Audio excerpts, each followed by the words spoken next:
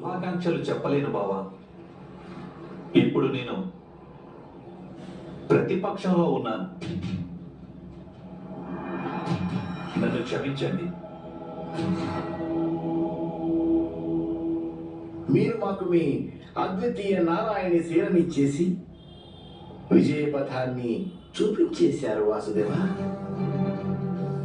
ఇప్పుడు మీరు శుభాకాంక్షలు చెప్పకపోతే నేను మిమ్మల్ని దోషిగా భావించను.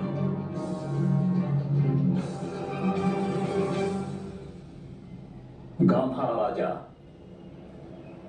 ధనస్సు యొక్క శక్తి ధనుర్ధారిని బట్టి ఉంటుంది. అలాగే సైన్యం యొక్క శక్తి సైన్యాధిపతిని బట్టి ఉంటుంది. నారాయణి సేన విశ్వంలోని సర్వశ్రేష్ఠ సేన అన్నది నిజమే. కానీ ఒక ఉత్తమ సైన్యాధిపతి లేకపోతే మా నారాయణి సేన కూడా విఫలం కావచ్చు. దాని గురించి మాకు భయం లేదు మహాబలి శ్రీ బలరామదేవ.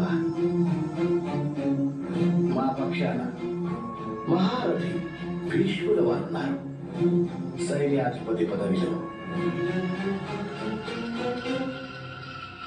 మీ పక్షాన మైతాత్ములు భీష్ములున్నంత వరకు మీకు నారాయణి సేనతో అవసరమేముంటుంది శకుని మామ? కానీ మహితాత్ముని వధ తరువాత నారాయణి సేన యొక్క సైన్యాధిపతి పదవిని ఎవరు స్వీకరించగలరు?